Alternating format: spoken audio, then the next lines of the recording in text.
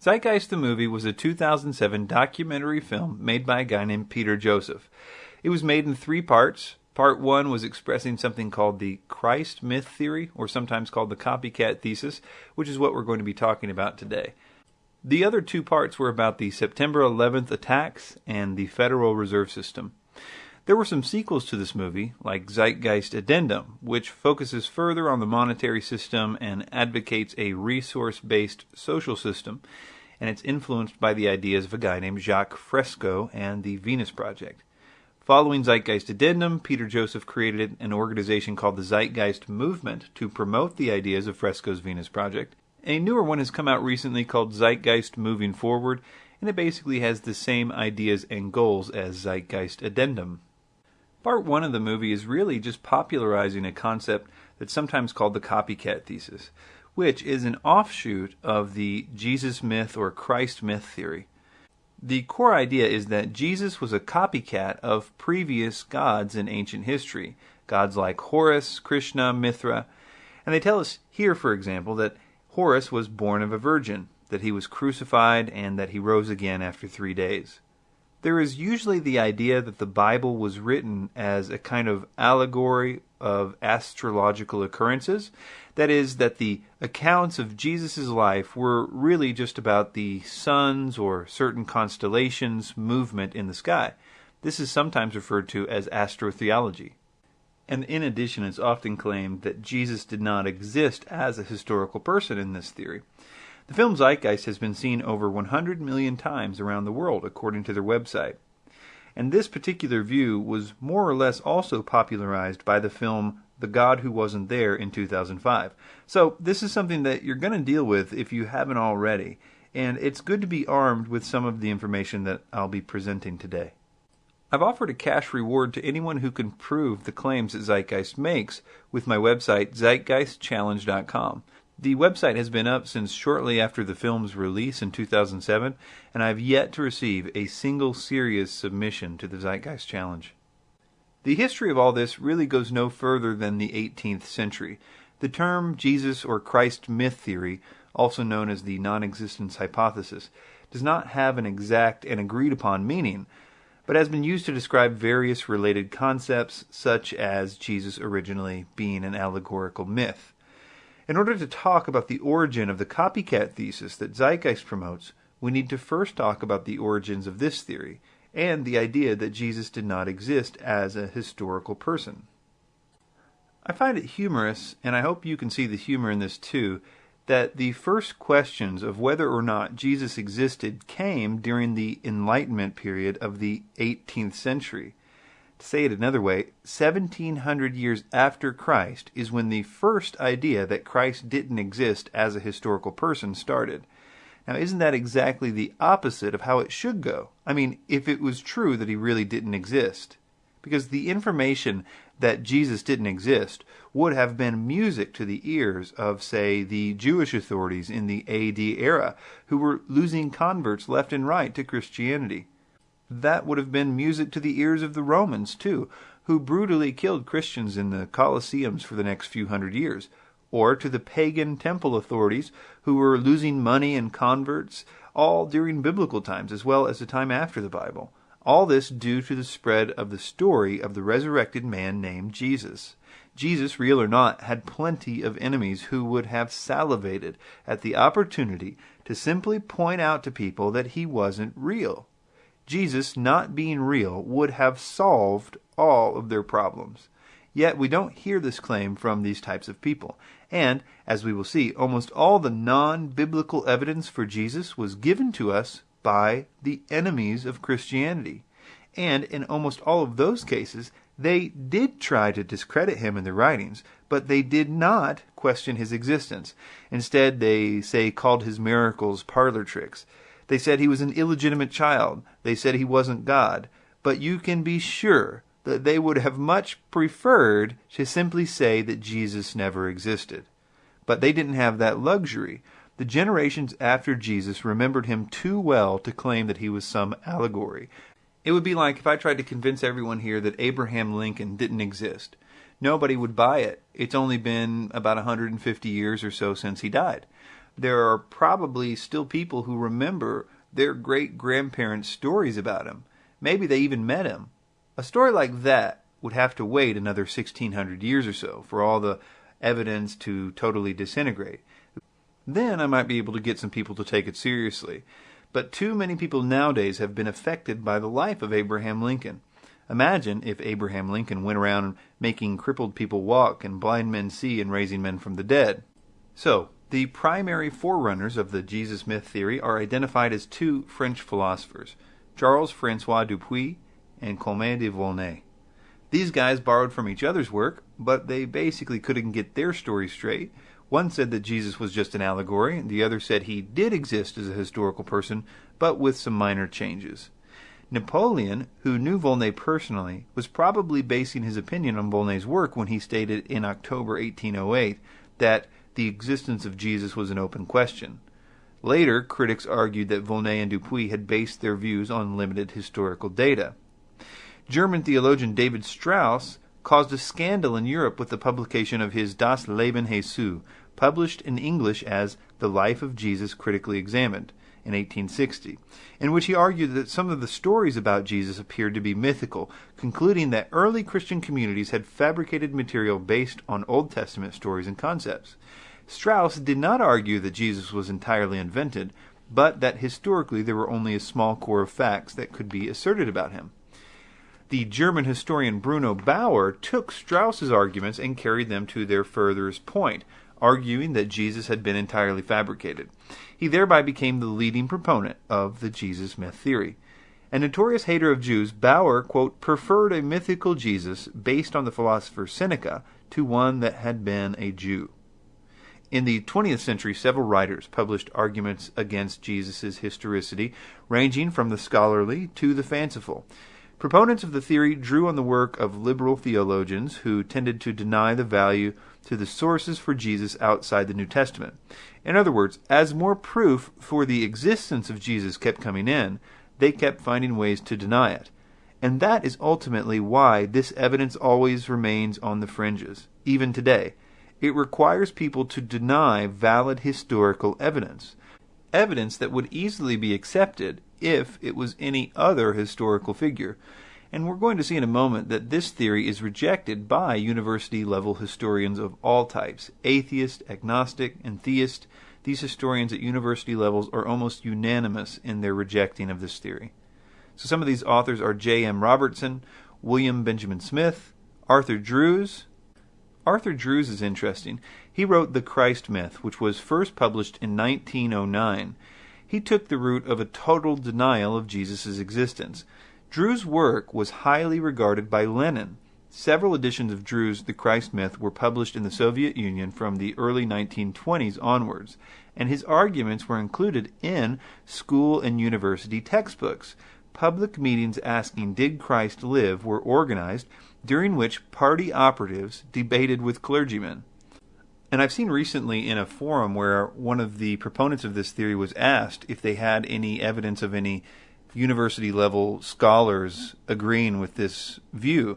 And what they did was actually show the university textbooks of the Soviet Union during Lenin's reign as proof that some university scholars did in fact believe this view. The next is a guy named Paul-Louis Couchard. I don't know, it's a French name. He was a French doctor who turned poet, who wrote a series of essays and books. He taught that Jesus was essentially just a representation of the highest aspirations of the human soul. And I just find it interesting how all these guys pretty much come up with a totally different story. You know, it's amazing because if this was true, I mean, how come no two people are coming up with the same conclusions about why it's not true? A different phase of this theory entered with the construct of the dying and rising God. This was popularized by the Scottish anthropologist Sir James Frazer in the late 19th and early 20th centuries. I'm going to quote here from J.P. Holding from tectonics.org. He says, Frazer believed that the religions of the ancient Near East provided several examples of dying and rising gods who had emerged from primitive belief systems, most notably Attis, Adonis, and Osiris. Fraser's theory is loaded with problems. Whole papers, even books criticizing his theory have been written, and nowadays it is extremely difficult to find any recognized, reputable anthropologist who will accept it, even in a modified form. Here are some major problems and difficulties with it. Number one, Fraser's sources were frequently inaccurate or irrelevant. Fraser himself subscribed to the discredited 19th century ideas such as the evolutionist model of human societal development, which has nothing to do with the theory of biological evolution and is today firmly rejected by experts, and the notion that present-day primitive tribesmen can be studied as a means of finding out what things were like at the dawn of civilization. Evidence which has emerged since Fraser wrote has not only failed to back up his hypotheses, it has fatally undermined them. But really, these theories really start to crumble as more information becomes available. Even very recently, the ability to look up what ancient cultures said about their gods was very limited to perhaps people that could read those ancient languages and things like that. Nowadays, with the internet, almost all of that stuff is translated into English or other languages, so we can actually essentially check the facts of these bold claims. Fraser's writings and this lack of information to discredit them at the time influenced famous author C.S. Lewis. He tried to deal with what must have seemed to him to be a very big blow to Christianity when he wrote his paper called Myth Becomes Reality, which essentially conceded some of the points made by Fraser. He argued that although there might have been myths about dying and rising gods, it has now happened in reality. He did a really good job of coming up with an argument in favor of Christianity, even if what Fraser said was true. Lewis was doing all he could based on the limited information that he and others had. How could Lewis check Fraser's facts? Today, it would be easy for us. We have the internet, we can simply Google it, and it's there right in front of us. All the text ever written about any certain myth. We can simply go find out if Attis was ever said to be resurrected. We could prove him wrong almost instantly. We're almost done with our history lesson here, but as it relates to Zeitgeist, we need to talk about a few more individuals, because it's really their version of history that's believed by millions of people today. They are Kersey Graves and Gerald Massey. If you added up all the claims of Zeitgeist that were attributed to these two authors, you could account for almost every disputed claim that the movie makes, so it's important to briefly look at them. Kersey Graves, he died in 1883. He was an atheist, a spiritualist, that is, he contacted spirits, and he was a writer. His contribution was a book called The World's 16 Crucified Saviors. Despite his having no qualifications in anything to do with his claims, he simply tells us that there were 16 myths who had the exact same characteristics as Jesus. He makes claims like Krishna, the Indian deity, was born of a virgin. He says Krishna had 12 disciples, was crucified, rose on the third day, and ascended into heaven. What's interesting is that even people that want to believe this theory recognize that you can't trust Kersey Graves. A good example of that is Richard Carrier. He's a historian, he's an atheist, and he's a person that believes in the Jesus myth theory. But he says this about Kersey Graves. He says, quote, "The world's 16 crucified saviors, or Christianity before Christ, is unreliable, but no comprehensive critique exists. Most scholars immediately recognize many of his findings as unsupported and dismiss Graves as useless. After all, a scholar who rarely cites a source isn't useful to have as a reference, even if he is right. In general, even when the evidence is real, it often only appears many years after Christianity began, and thus might be evidence of diffusion in the other direction. Another typical problem is that Graves draws far too much from what often amounts to rather vague evidence." Carrier then goes on to list 10 problems with Kersey Graves' work. I won't read them all here, but the first two say Graves often does not distinguish with his opinions and theories from what his sources and evidence actually state. Number 2, Graves often omits important sources and evidence, and he goes on with 8 more reasons why to disregard Graves. Another person that disregards Graves is a guy named Brian Fleming, who was the director of The God Who Wasn't There in 2005.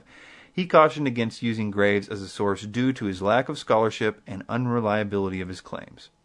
Graves' work has influenced the Christ Conspiracy and the Sons of God by Acharya S., who was the source for Zeitgeist. He's also used as a source for the Da Vinci Code, which kind of gives you an idea of how accurate the Da Vinci Code is. When Graves does make citations, it's often to Anacalypsis, which was a book by a guy named Godfrey Higgins, who died in 1833. And his book is full of claims that either are undocumented or come from sources whose credibility is completely unknown in this time. And that is from J.P. Holding. Even the author Godfrey Higgins' editor admits that Higgins was criticized by scholars who, quote, felt that amateurs had no place in their special fields. So even in his own day, Higgins was obviously considered unreliable by his peers. He makes claims like, quote, Jesus was black and went to Italy, which is why we see black infant Christs in Italy? For you conspiracy theorists like me, you're going to find it interesting that Higgins was a Freemason and a chosen chief druid, which, by the way, is the same title we're going to find given to Gerald Massey, the other Zeitgeist source that we're going to look at next. Another connection to theosophy is through Higgins and Helena Blavatsky. Helena Blavatsky cited both Chosen Chief Druid Higgins and Chosen Chief Druid Gerald Massey in her works, which became the foundation of the New Age movement. So let's look at the other Chosen Chief Druid, Gerald Massey. Gerald Massey, born 1828, was an English poet and a self-educated Egyptologist, and he was born in England. I found it really interesting while doing this research that, just like Kersey Graves, Massey was also very interested in spiritualism, that is, speaking with disembodied spirits. And they both wrote books about it, but Massey wrote quite a lot about it. Here's a few quotes from Massey about his contact with spirits. He says, quote, my own hand impelled to write messages without any volition of mine. He's talking here about the New Age practice of automatic writing. That is when a spirit takes over your body and begins to write messages with your hand. Another quote, this is him speaking of himself in the third person. He writes, he had frequently, in pursuing the work, been referred by the spirit to books thoroughly unknown to the medium or himself, and on searching up the volumes had found therein the corroborating proof promised. So here he's saying that whenever he had a question, the spirits would tell him where the book is, and he goes and looks up that book, and sure enough, there's the answer to his questions. And it actually starts to make sense in the next quote why he starts to believe that these spirits have all the answers and shouldn't be questioned. His next quote says, herefore there is never ceasing need for revelation and manifestation of spirit world, and a revelation for all, which gives an anchorage of fact to trust to. So he's so trusting of these spirits and what they tell him that he literally thinks you can anchor the facts to whatever they say. Anybody that's done a little bit of research into channeled material or material that comes from automatic writing or whatever finds that it all has this characteristic. You know, it's really scientific sounding. It sounds like, wow, you can really trust this. But then 10, 50, 100 years down the road, you find that that channeled material, while it sounded really scientific at the time, has now been completely discredited. So much of what the New Age believes today is based on completely discredited channeled information that sounded really scientific at the time. An example would be the photon belt. Just ask David Icke. The spirits told him to tell everybody a bunch of stuff that never came to pass. He now explains that away as well. They were just trying to get me to grow and all this other stuff. And actually, Massey did the same thing. You can read about this. And his wife, it was a really sad story. She appears to be extremely possessed by some spirits, and it's a very awful situation. They almost had to put her in a madhouse and all this stuff. And then he also tells stories about how the spirits would tell him to write letters to all the newspapers to do certain things. He tells a story about this particular guy that was on death row. The spirits told him to write all these letters, and he's mad at the newspapers because only one newspaper published it, and so the guy got killed anyway, and the spirits tell him, oh, Gerald, you did a good job anyway, don't worry. I mean, this is amazing that this guy was really, really given over to doing whatever these spirits told him to do. This is all going somewhere. As we progress, you're going to see how influential Massey was in the Zeitgeist version of history and all that stuff. So actually, let's move on to his information. He's a guy that claimed to have a lot of understanding about Egyptian writings, even though he had no formal training in the area. And he discovered that Horus had all the same characteristics as Jesus, some listed here. They were born of virgins on December 25th. They both taught in a temple at the age of 12. They were teachers who had 12 disciples, were baptized in a river, gave a sermon on the mount, healed the sick, raised the dead, died by crucifixion, was resurrected 3 days later.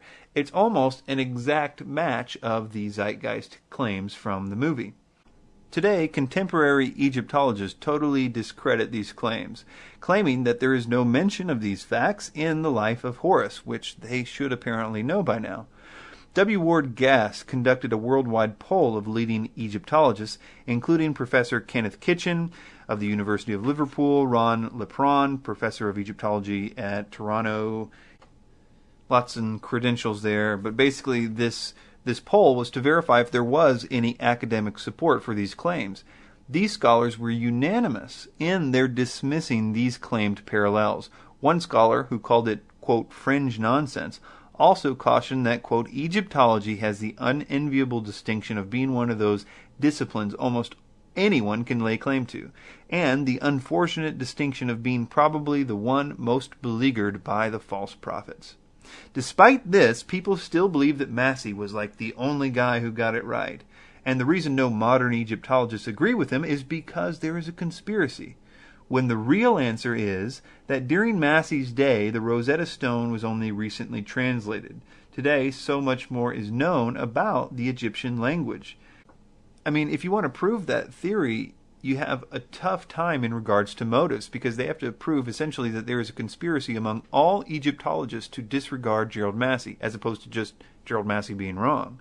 They have to essentially say that either all Egyptologists are Christians and there's a big Christian cabal, or that all Egyptologists are trying to defend Christianity at the very least, which is totally far from the case.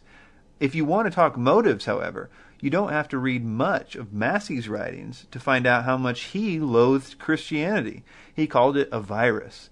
And Christianity massively conflicted with his belief that the spirits he was in contact with were good spirits.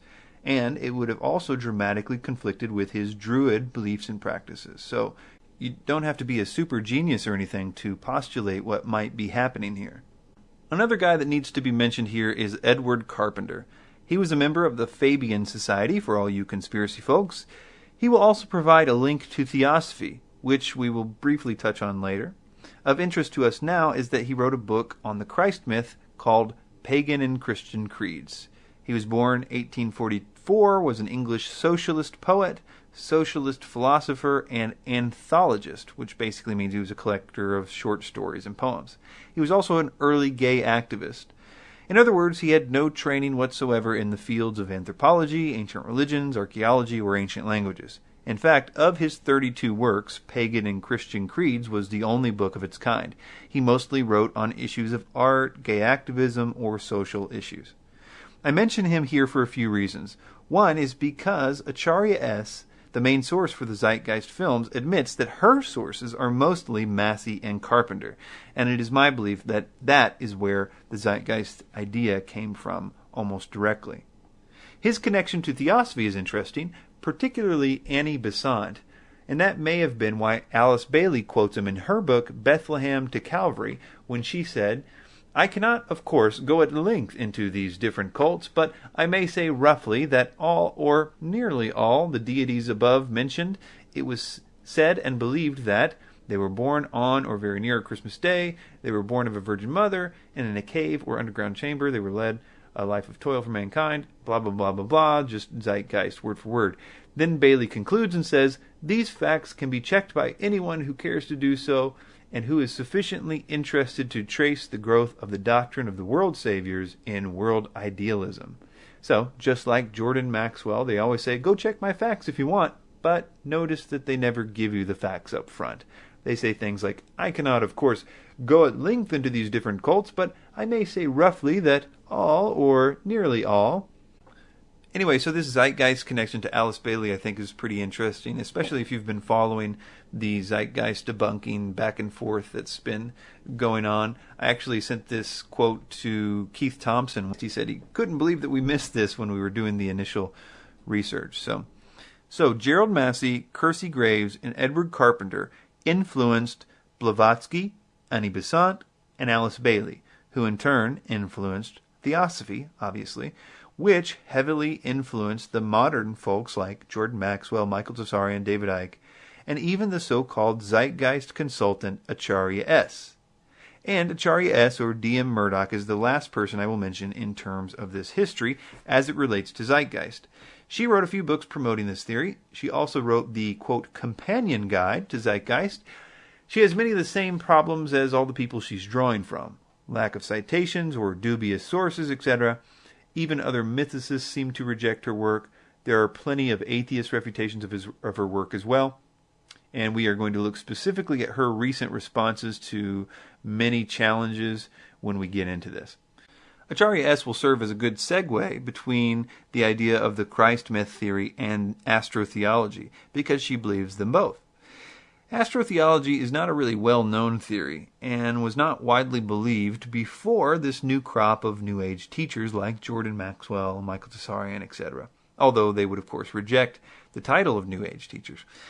In fact, the Zeitgeist movie begins with a monologue from Jordan Maxwell, and it's clear that Peter Joseph bought Maxwell's astrotheology concept, hook, line, and sinker. Astrotheology uses the Christ myth theory as a base, but it takes the root of saying that the Old and New Testament stories are simply myths that represent the movements of the stars and planets. This is a frame of the movie Zeitgeist, where they are claiming that the story of Jesus' birth and the star in the east are pointing to the rising sun. They say this happens on December 25th, so in essence they are saying that the idea of the sun rising on this day represents the birth of the sun. So many other claims like this are made. I'm going to quote here a few things from Jordan Maxwell's website about astrotheology. He says, "As long as the sun comes up each day, life on earth will continue forever. Therefore, it is said in the ancient text that everlasting life was the gift that the Father gives through his Son. For, quote, God so loved the world that he gave his only begotten Son, S-U-N, that we may have life everlasting. On earth, not for you personally, but on earth everlasting life." Another quote says, "Since evil and harm lurked at every turn in the fearful dark of night, all evil and harmful deeds were naturally the works of darkness. When, the return of the sun each morning, man felt more secure in his world and therefore was at peace, therefore God's Son, S-U-N, was with the warm rays of life and hope, the great Prince of Peace." And of course the reverse was equally true. The dark evil of night was ruled by none other than the Prince of Darkness, the evil/devil. And this is just a small sampling of this kind of thing. One of the many reasons that astrotheology is not believed by many people is that it's not something you could get many scholars to agree with, especially language scholars. You can see that, for instance, the idea of evil and devil being related. I mean, it could be believed if you didn't think about it a whole lot. But if you looked up the word devil in an etymological dictionary, where you find the roots of words, you're going to see that devil is derived from diabolos, and that evil has a totally separate and distinct origin. The idea that they are actually related could never be argued by a language scholar. Not to mention the idea of interchanging sun, S-U-N, and S-O-N, and pretending that it makes sense in any other language besides English or English-derived languages, is nonsense. There are so many problems with this idea of astrotheology, and I literally can't believe it has overtaken so many in the New Age. And we're going to look, as we get into debunking this a little later on, we're going to see some fundamental problems that I think you're going to really be able to use to explain this to people that believe this. I'm going to talk briefly, though, about the history of astrotheology as we believe it today, and the form that people now believe came to us mostly via 33rd degree Freemason Manly P. Hall. And he had some interesting quotes like, "When the Mason learns that the key to the warrior on the block is the proper application of the dynamo of living power, he has learned the mystery of his craft. The seething energies of Lucifer are in his hands." He says that in his book, The Lost Keys of Freemasonry. Another quote is, "It is so difficult to determine the positions of the ancient initiates. They are the invisible powers behind the thrones of earth, and men are but marionettes, dancing, while the invisible ones pull the strings. We see the dancer, but the mastermind does the work, remains concealed by the cloak of silence." He also says the new Atlantis sets forth an ideal government of the earth. It foretells that day when in the midst of men there shall rise up a vast institution composed of the philosophic elect, an order of illumined men banded together for the purpose of investigating the laws of life and the mysteries of the universe. The age of boundaries is closing, and we are approaching a nobler era when the nation shall be no more, and when the lines of race and caste shall be wiped out, when the whole earth shall be under one order, one government, one administrative body. So back to astrotheology. Manly P. Hall taught it, and he did so a lot more eloquently than, say, Jordan Maxwell. And I have always thought that Jordan Maxwell was like a Manly P. Hall for dummies. Well, this past year I finally figured out why they seem to have so many of the same theories. In a recent video put out by Maxwell entitled Jordan Maxwell Research Team Appeal, Jordan Maxwell says that Manly P. Hall, upon his death, gave Jordan all Manly's personal notebooks and any other materials that constituted Manly P. Hall's personal library. Previously, Maxwell had made mention that he knew Hall personally. He said things like he was just such a wonderful man and he was his best friend and all these kinds of things. And it would appear that Hall was trying to make Maxwell something of a protege. I mean, if upon his death he willed his personal library to Maxwell. Maxwell is supposed to be the guy that exposes Freemasonry, but he actually talks quite highly of it in many places, which some people find to be shocking. For example, there's a video on YouTube called Sons of God, Jordan Maxwell, Sons of God, in which he talks basically the same kind of language that Manly P. Hall uses earlier about the new Atlantis, an illumined band of men that have a divine right to rule and all this stuff. I mean, when I first heard that, I had a, open mouth, like, oh my goodness, he's really just laying this out there. Anyway, so moving on to Zeitgeist, let's take a look into some of these issues. And let's see if we can find any information that will perhaps better arm us to show our friends and family and detractors the errors of the Zeitgeist version of history. And we're going to do this in 3 parts. Number 1, did Jesus exist? Number 2, were there copycats? And number 3, astrotheology. So first, did Jesus exist? There are over 42 sources within 150 years of Jesus' death, which mention his existence and record many events in his life. As with all Christ mythers, Zeitgeist must do something with the non-biblical evidence, the historians, the writers who mention Jesus. It is a very difficult thing to come up with logical arguments to discount all of those sources, and as a result, quote, no serious historians believe that Jesus didn't exist. Now, sure, you don't believe me when I say that, but when that's an exact quote from Bart Ehrman, the famous agnostic and author, again, no serious historians believe that Jesus didn't exist, it tends to mean a little bit more. Richard Dawkins also, although not a historian, is in any event a very famous atheist, and he too concedes that Jesus, quote, probably existed. Michael Grant is an atheist historian, and he wrote this, to sum up, modern critical methods failed to support the Christ myth theory. It has again and again been answered and annihilated by first-rank scholars. In recent years, no serious scholar has ventured to postulate the non-historicity of Jesus, or at any rate, very few, and they have not succeeded in disposing of the much stronger, indeed very abundant, evidence to the contrary. This is what Zeitgeist the movie says about it. Quote, 4 historians are typically referenced to justify Jesus' existence. Pliny the Younger, Suetonius, Tacitus are the first 3. Each one of their entries consists only of a few sentences at best, and only refer to Christus or the Christ, which in fact is not a name but a title. It means the Anointed One. The 4th source is Josephus, and this source has been proven to be a forgery for hundreds of years. And that's all. That's all the time that Zeitgeist spends on debunking these historical sources. They don't go into any detail. They simply give these 4 reasons as to why we should discount the evidence. Number 1, there are only 4 historians. Number 2, only a few sentences. Number 3, referred to only Christus or the Christ, which is in fact not a name but a title. It means the Anointed One. And number 4, Josephus has been proven to be a forgery for hundreds of years. Let's take the first one. There are only 4 historians. They word this really carefully because they know that there are many sources that show that Jesus existed, but only 4 of those sources are officially historians.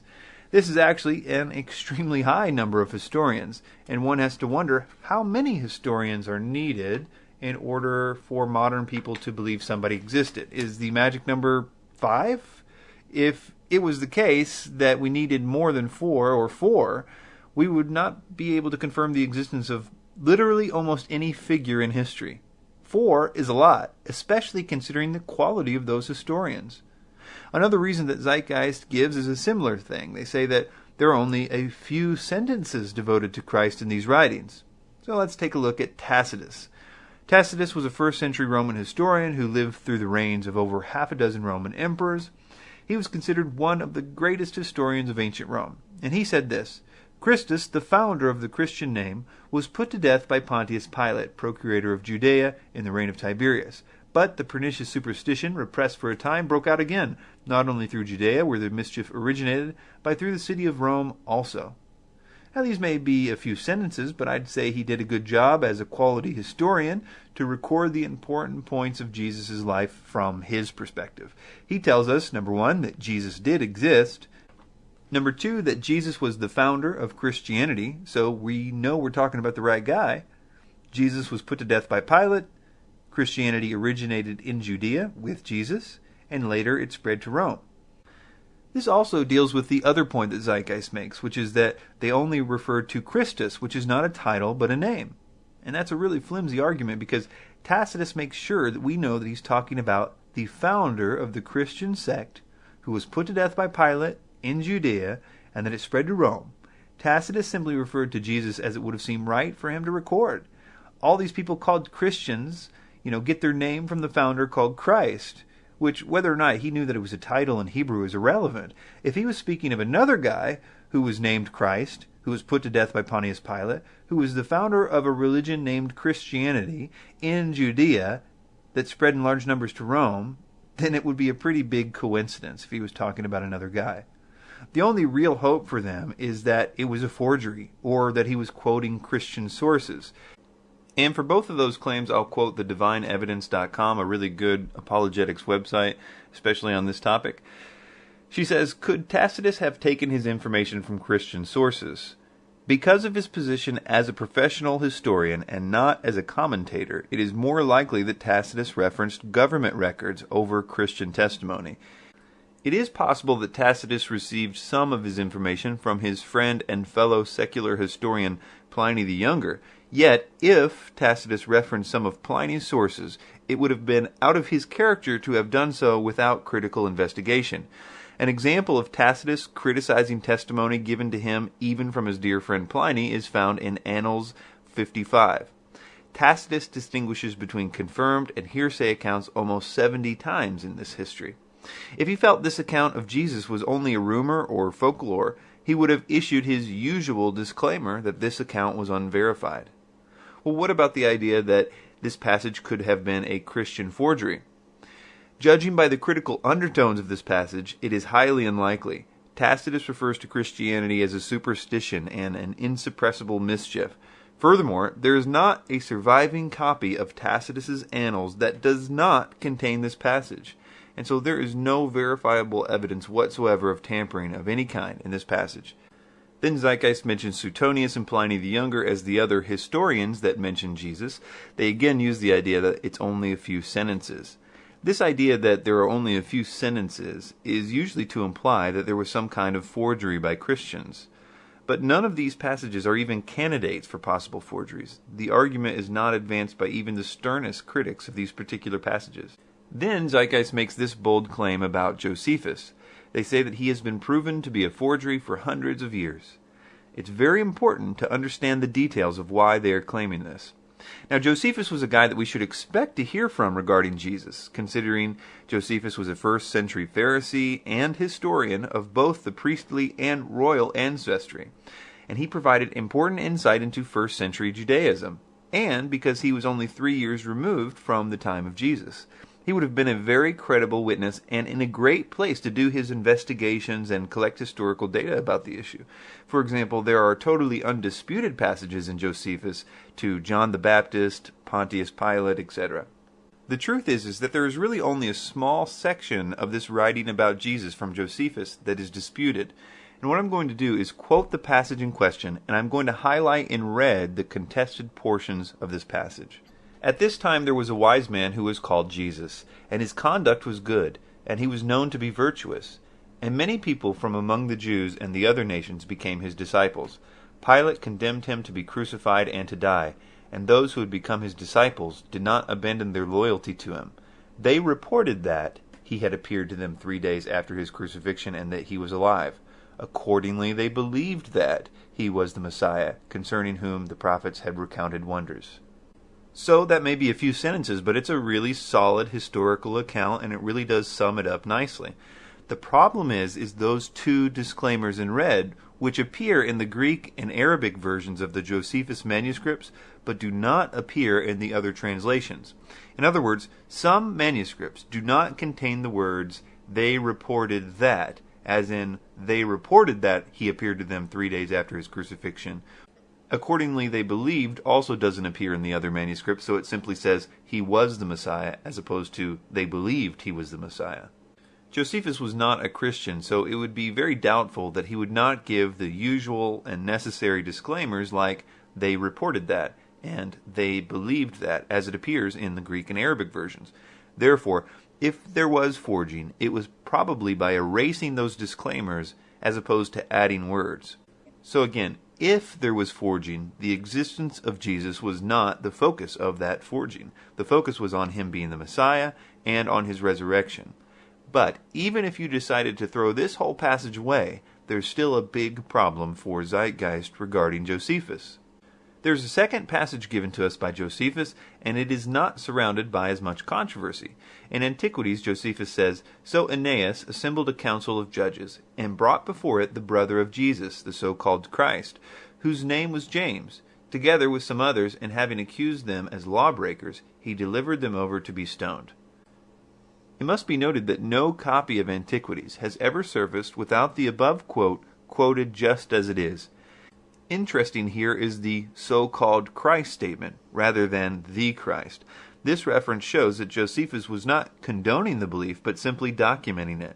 So it lends evidence to the other passages' proper reading as well. Also, this passage concerns the actions of the priest Aeneas. Jesus and James were not even the primary focus of this verse, and this passage is cited in other early works as well.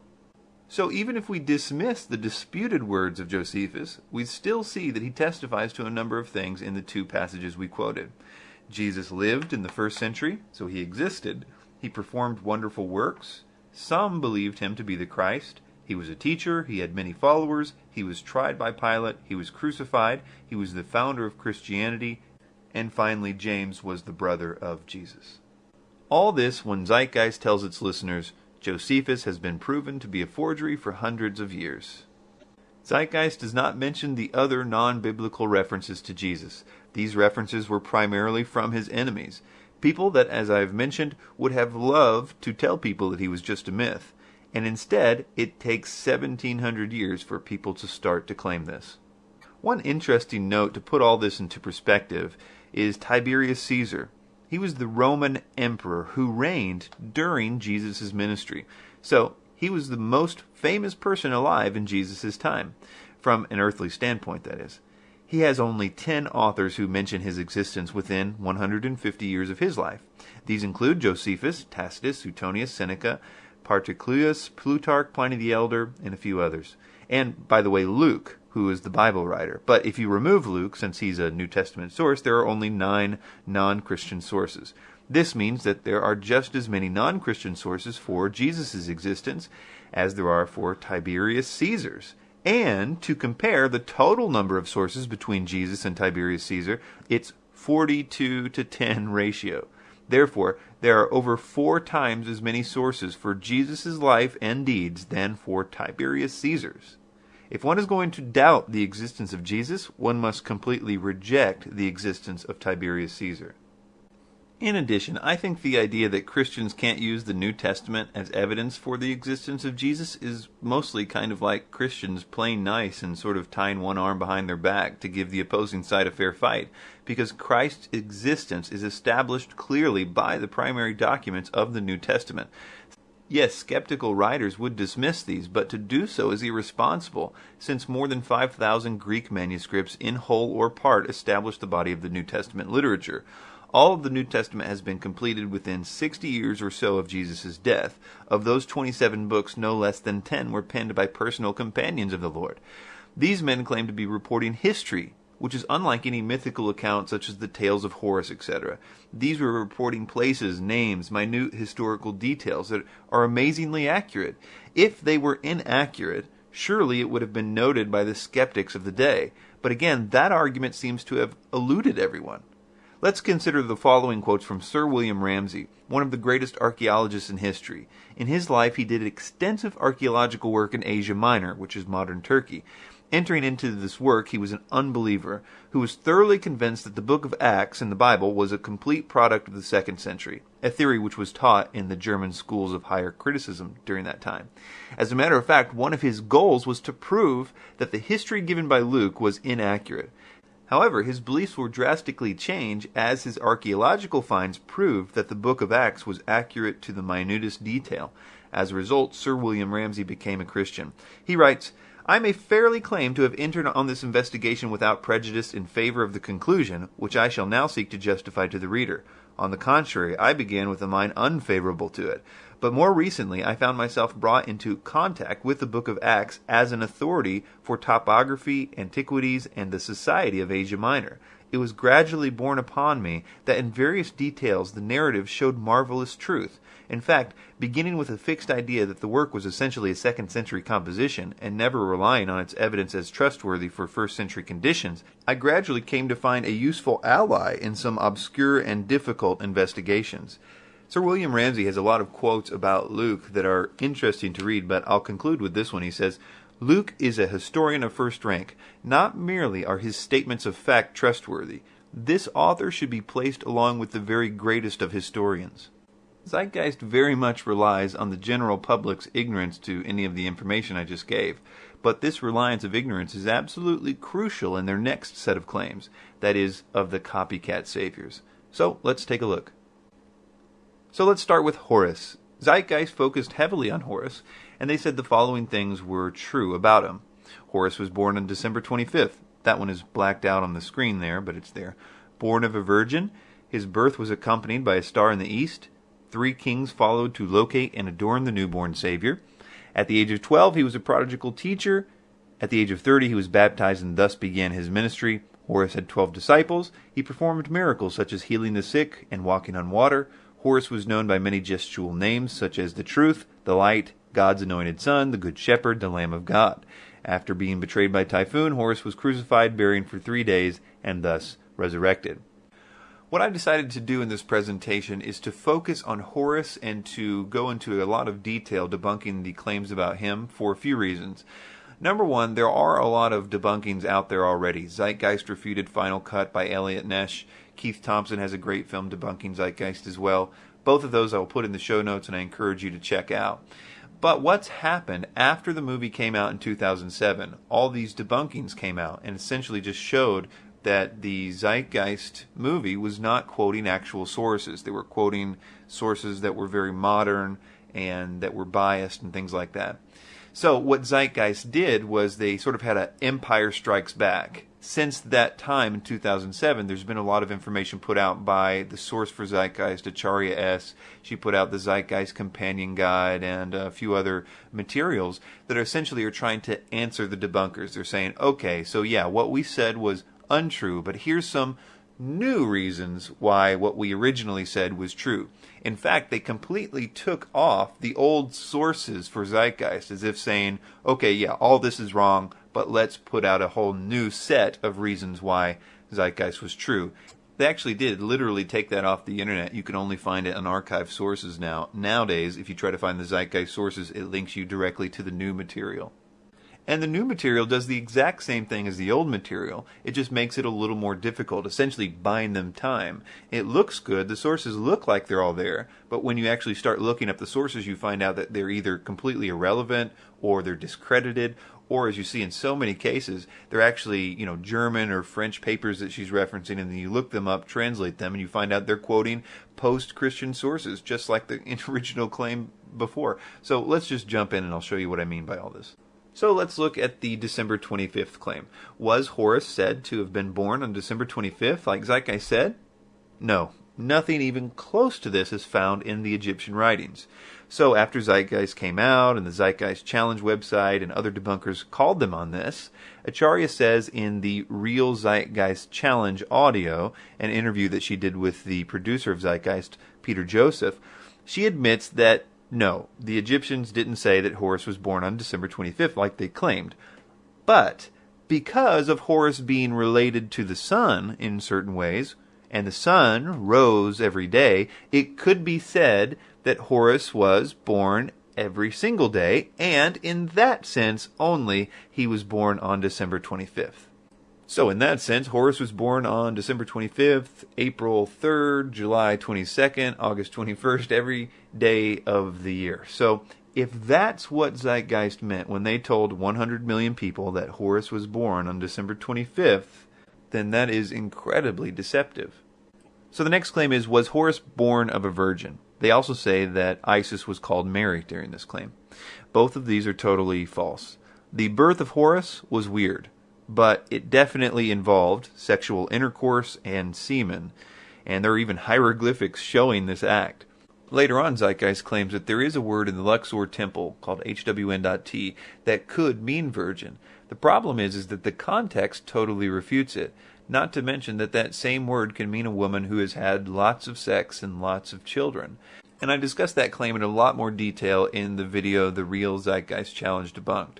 But the main thing that I want you to realize here is that if one gets pregnant because of sexual intercourse and semen, no matter which way you look at it, it's simply not a virgin birth. The other part of this claim is that Isis was somehow named or called Mary. Where they're getting this idea is sort of a trick based on a title of certain Egyptian gods that meant beloved. So a common thing to do was take a god like Ra and add Mary Ra to it, so it would mean beloved Ra. And according to the Egyptian Hieroglyphic Dictionary, there are entries for Mary Mary Amen, Mary Amen Ra, Mary Amen Ra Neb, and those are just the A's. In other words, every god is called beloved at some time or another.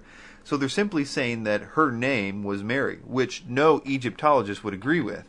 And even if you interpreted this as a title or a name, it would necessitate you saying that the real name for every Egyptian god was Mary.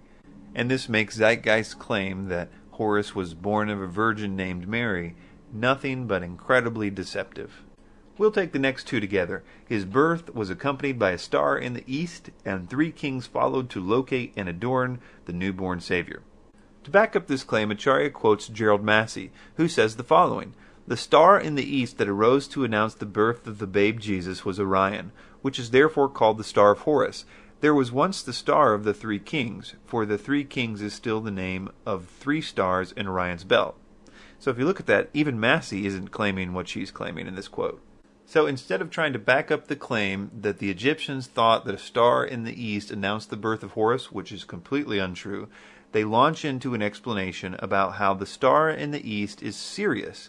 They say that on December 25th, Sirius lines up with the 3 stars in Orion's belt, which they call the 3 kings, and the stars which aligned with Sirius point to the place of the rising sun on that day. In other words, the birth of the sun. The first and most obvious problem with this is that these 3 kings would be following a star in the west to the birth of the sun if this model was true. Problem 2. These stars are called the 3 kings now, but there's no reference to them being called the 3 kings in antiquity. It's just a word game to kind of bolster their case, not to mention that there's no mention of 3 wise men in the Bible. The number of the Magi is not known. Tradition has made them 3 because of the number of gifts given. Problem 3. Sirius is always aligned with Orion's belt. To say this happens on December 25th, as Zeitgeist did, is simply deception. Problem 4. This so-called alignment with the 3 stars in Sirius and the rising sun, if you can call it that, because unlike this diagram, these 3 stars in Sirius are below the horizon when the sun rises on December 25th. But even if you were willing to concede that, which I'm not, this same non-event happens every day for months on end. To say that it happens only on December 25th is obviously deception. Problem 5. This does nothing to actually explain what the star in the east actually did according to the biblical account. Here's what the Bible actually said about this mysterious event. It signified birth. The Magi knew that somebody had been born. It signified kingship. They knew that he would be a king. It had a connection to the Jewish nation. It led them to Jerusalem. It rose in the east like other stars. It appeared at a precise time. Herod did not know when it appeared. It endures over time. Yet it was ahead of the Magi as they went south from Jerusalem to Bethlehem, and then finally it stops over Bethlehem. Zeitgeist has obviously carefully picked the elements of this story that it wants you to know about, and has eliminated those elements that don't agree with their story. I recently saw a documentary film by a guy named Rick Larson about the Star of Bethlehem, and was really intrigued by his hypothesis. In fact, I would encourage you to check it out. I haven't looked at all the details for myself, but I am certainly supportive of the hypothesis. There are certain elements that I would disagree with, but they are not deal breakers to his overall thesis. So I would encourage you to check that out. But regardless of what you believe about the Star of Bethlehem, this view, the one that Zeitgeist proposes, is simply not possible. We'll take these next two together as well. That Horace was a teacher at the age of 12, and that at the age of 30 he was baptized and began his ministry. So, to deal with the fact that this is a complete lie, and the Egyptian texts say nothing of the sort about Horus, Acharya S. says the following in her book, The Christ Conspiracy. Quote, "The sun at its zenith, or 12 noon, is in the house or heavenly temple of the Most High. Thus, he begins his Father's work at the age of 12. She's referring to the story where they left Jesus behind at the Pentecost feast, and when they went back and got him, he was in the temple teaching, and it says that he was at the age of 12. So Acharya S. is saying all that is allegory for the sun being at the top of the sky at 12 noon. So I'm going to quote J.P. Holding on this. He says, first of all, Hebrews reckon that what we call noon is the 6th hour of the day. Second, the sun hardly begins its work at noon. It begins its work at dawn. Third, related to that, noon isn't even the, quote, age 12 for the sun. At this point, the sun is around 5 to 6 hours old, depending on the time of the year. The next part of that is even worse. Remember, Zeitgeist said that Horus began his ministry at the age of 30, like Jesus did. And in the complete absence of any Egyptian writing saying that Horus began his ministry at the age of 30, she then says this: "The sun enters into each sign of the zodiac at 30 degrees. Hence, the Son of God begins his ministry at the age of 30. KingDavid8.com says, "This is just a similarity of the number 30. How does a degree equal a year? Does it take a year for the sun to move a single degree? Of course not." And again, all of this falls on its face if you realize the simple point that sun, S-U-N, and S-O-N only rhyme in English and English-derived languages. They certainly wouldn't be the same in Hebrew. And this is Acharya S.'s response to that. She says, the bottom line is that even if we do not accept the etymology, the fact will remain that the assertions that the sun, S-O-N, of God and the sun, S-U-N, of God represents a clever play on words which reflects reality within the world of mythology. Oh, I see. It's just a clever play on words that reflects reality. And I guess that depends on if you believe her version of reality or not. So you'll see this pattern in the Zeitgeist Companion Guide material. It's like, asked to clarify, okay, where did the ancient Egyptians say this again? And the answer is, well, they didn't. But, you know, that's the pattern. Well, no, what I said isn't true, but let me tell you another story. The next one, about performing miracles such as healing the sick, walking on water. Horus didn't do either of those things. Often what's claimed by people like Jordan Maxwell is that the sun shines on the water and it reflects on the water. So it could be said in that sense that Horus walked on the water.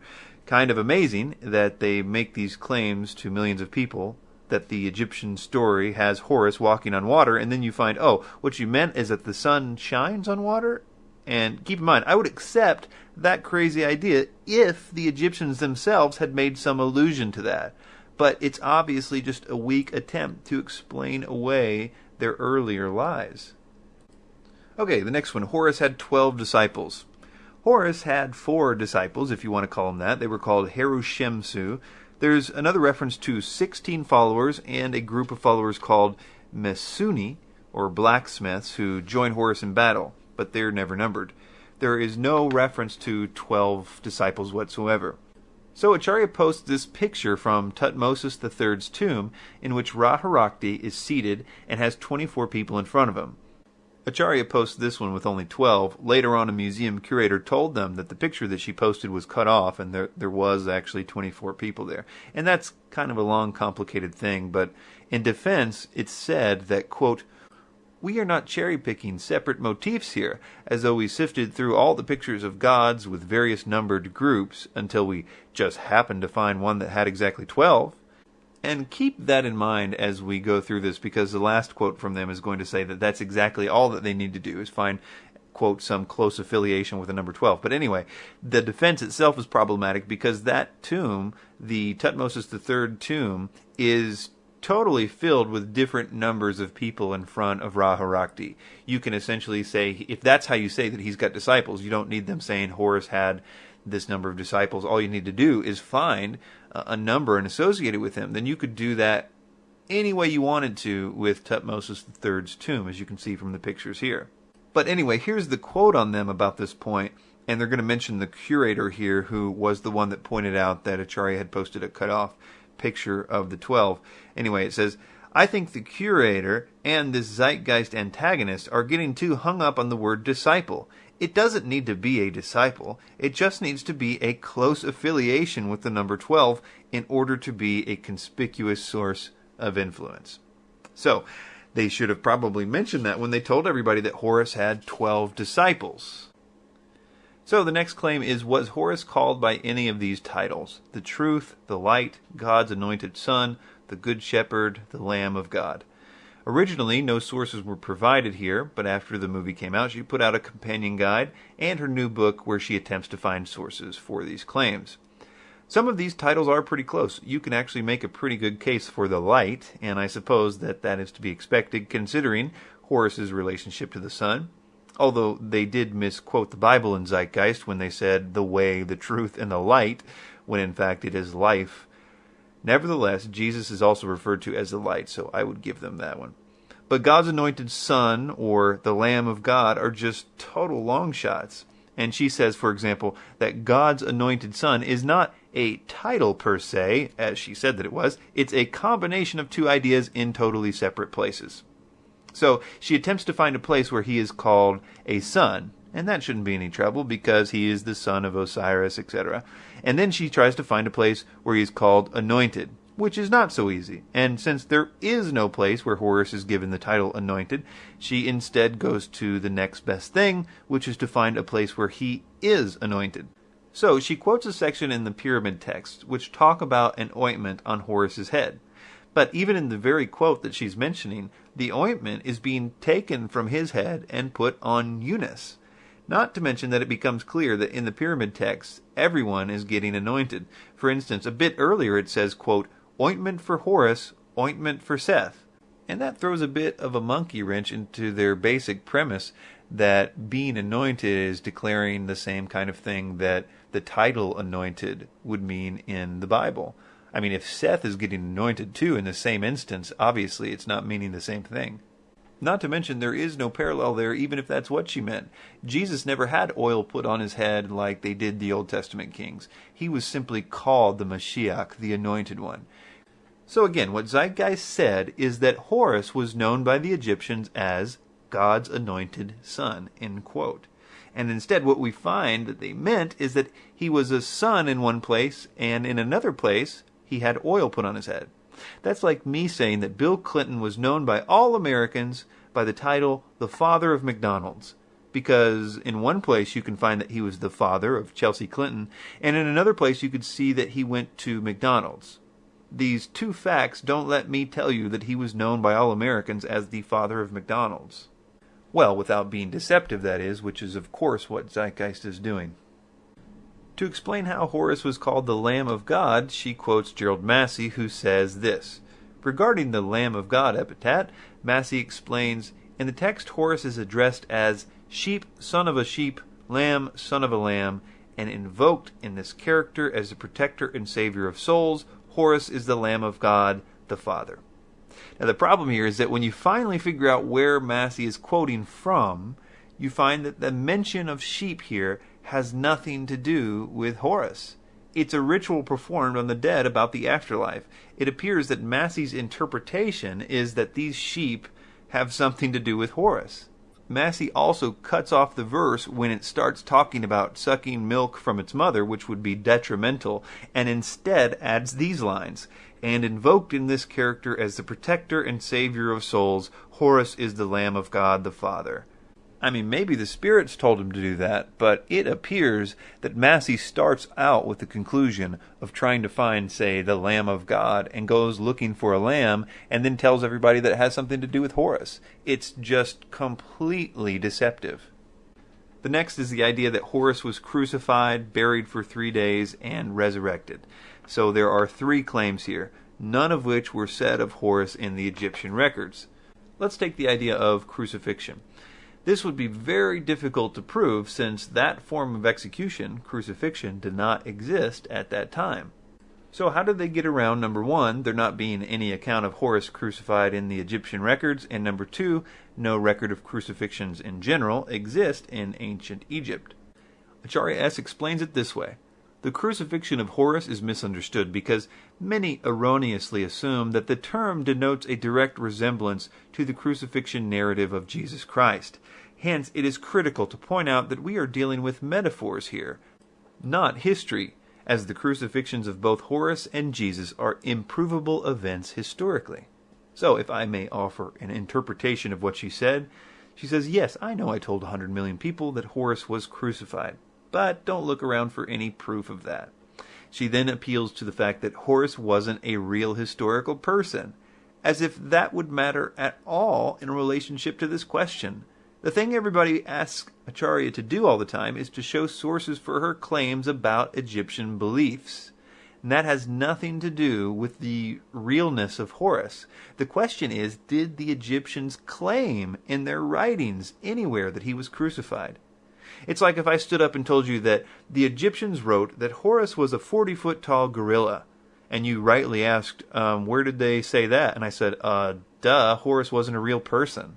I get to claim whatever I want to about it. It is a really lame argument, to say the least, and she uses the same argumentation in various ways in her companion guide. So now that she has established that she can provide anything that she wants as proof that Horus was said to be crucified, she says the following. The issue at hand is not a man being thrown to the ground and nailed to a cross as Jesus is depicted to have been, but the portrayal of gods and goddesses in cruciform, whereby the divine figure appears with arms outstretched in a symbolic context. She also shows this picture on the screen, and she quotes an Egyptologist who says the following. Horus shows himself in the image of the hawk whose wings span the sky. Now remember again what Zeitgeist claimed. Horus was crucified, buried, and 3 days later resurrected.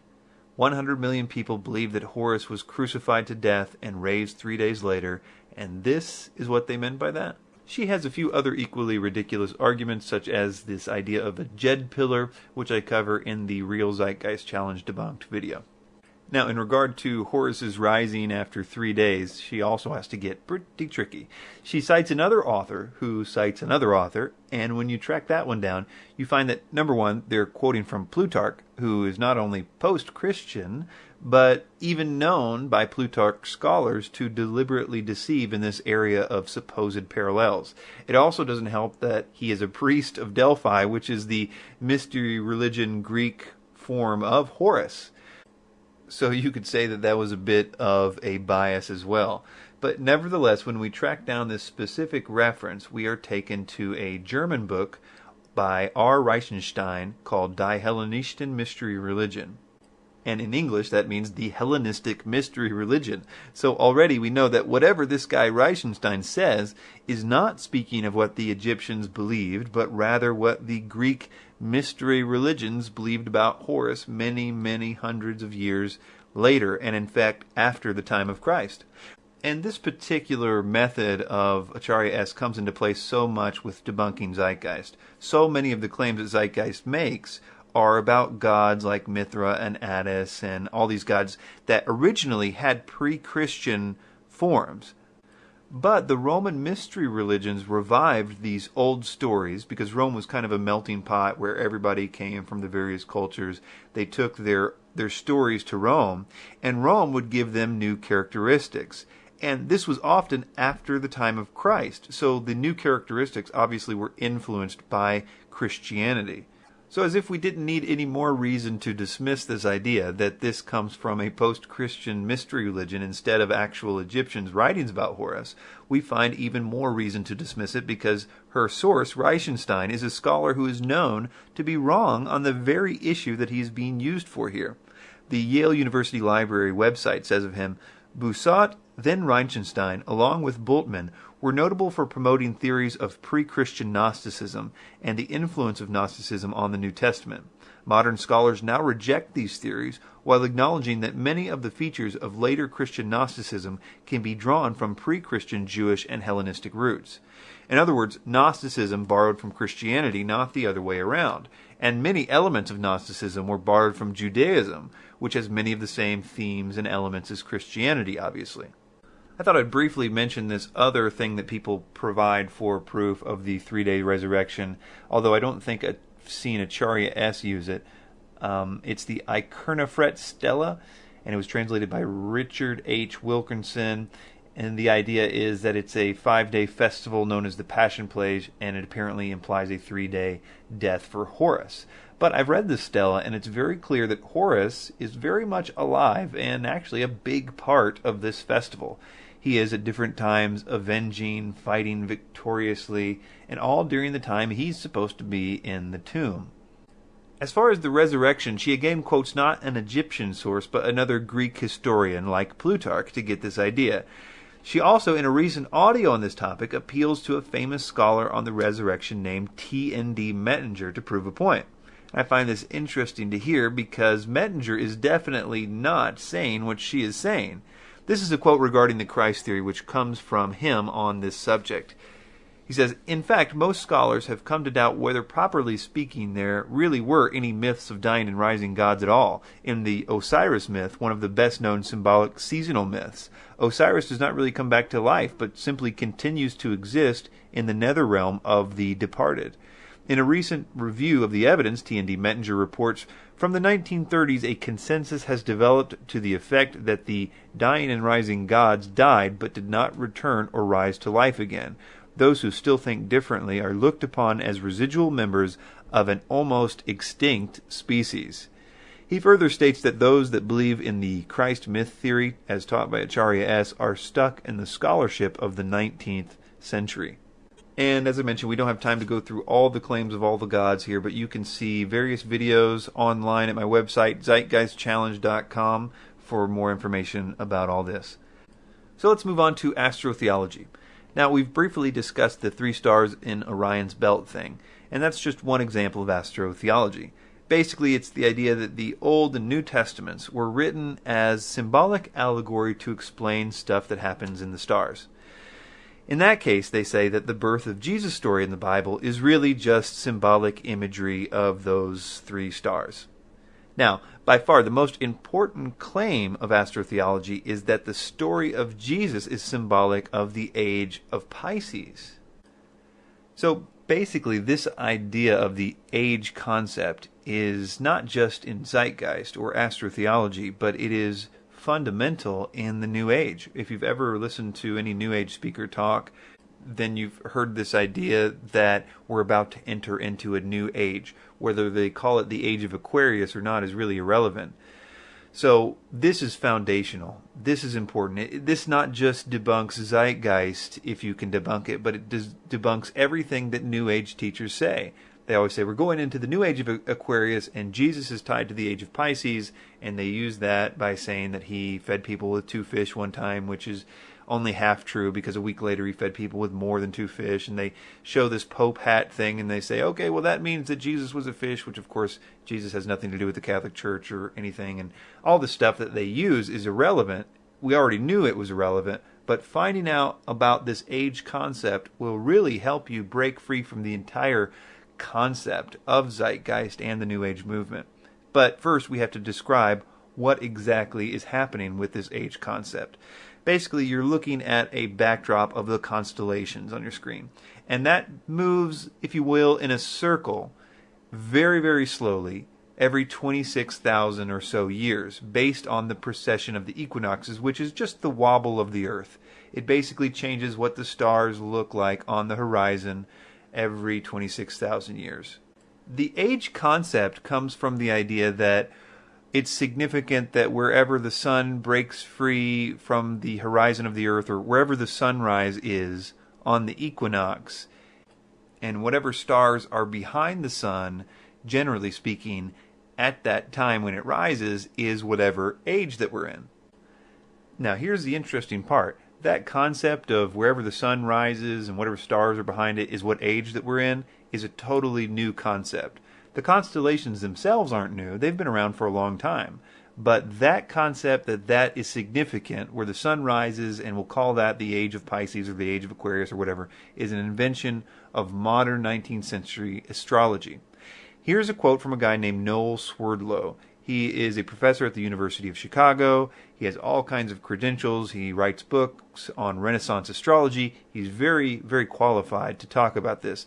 And he was presented with this information of Acharya S. in the Zeitgeist movie from a guy named Mike Licona, who is writing a refutation of Acharya's material. So I'm going to read to you this quote from Dr. Swerdlow, and then we're going to discuss Acharya's rebuttal to it. It says, "In antiquity, constellations were just groups of stars. There were no borders separating the region from the region of another. Within which group of stars the vernal equinox was located was of no astrological significance at all. The modern ideas about the age of Pisces or the age of Aquarius are based upon the locations of the vernal equinox in the regions of the stars of those constellations, but the regions, the borders between those constellations, are completely modern conventions of the International Astronomical Union for the purpose of mapping, and never had any astrological significance. I hope this is helpful, although in truth, what this woman is claiming is so wacky that it is hardly worth answering. So when this woman says that the Christian fish was the symbol of the coming age of Pisces, she is saying something that no one would have thought in antiquity, because in which constellation of the fixed stars the vernal equinox was located was of no significance and is entirely an idea of modern, I believe, 20th century astrology. So in response to this, Acharya S. basically ignored the obvious intent of this. She instead provided evidence that ancient people knew about the zodiac, which wasn't what anybody was asking. The question is, did the ancient people think that the location of the equinox among one or another zodiacal constellation or the age concept as we see in the modern astrology movement exist? So in Mike Licona's counter-rebuttal to Acharya S. on this point, he first points out that she didn't even address the question there about the age concept. And he also uses a source that she quotes, one Dr. Edwin Krupp, to support her idea that the ancient people knew about zodiacal constellations, which of course everybody would agree with. So Licona uses her own source and contacts him about Swerdlow's point and asks him what he thinks about it. And this is what her source said. Professor Swerdlow is well informed on the ancient history of astronomy and astrology, and his report to you reflects current scholarly opinion formulated by textual evidence. Although people have traditionally projected terrestrial concerns and priorities onto the sky and celestial myth, the detailed astrological mapping your opponent advocates, speaking of Acharya S., is not supported by evidence, and certainly cannot be tracked back 2 millennia or more as described. So what he's saying is that these people that say the New Testament was just about the age of Pisces and trying to tell people about that is completely bogus. It's literally an impossibility that ancient peoples would have even thought of that. I honestly don't think that you can overemphasize this. This idea that the age concept is a modern construction is a major blow to New Ageism and occultism of all types. These people have simply been deceived. In my talk about the New Age and the Antichrist, I explain a clear motivation for this age concept and why it is so pushed on the public. So, in conclusion, we looked at the evidence of Jesus' existence, we looked if there were copycats in ancient history, and we finally looked at the concept of astrotheology. Zeitgeist is a modern delivery method for an old lie. And it causes a lot of people to ask questions, and it's good. Questions are good. Never run from questions. If what you believe is true, then there's nothing you need to fear. And if what you believe is not true, then you don't need to believe it in the first place. I would submit to everyone out there that the reason most of the Zeitgeisters believe this is either because they just believed it outright because the claims are rather bold. Hitler said people would more readily believe a big lie than a small one, but also because it makes them feel like they can wash their hands of God and have no real accountability. It's a very tempting carrot to take. But of those people, there's always a few that would go wherever the evidence leads. And it's that kind of person, if you have them in your family or in your class or at work or online, then you simply have to help them. They are kind of the diamond in the rough. They're kind of rare. Don't simply tell people that it's false. Show them why it's false. Take the time to do this. Put together an email or a blog or a video or a PowerPoint for them, and you're going to learn a whole lot, and you're going to be prepared when it comes your way again, which I promise is going to be a lot more often. Thanks for your time.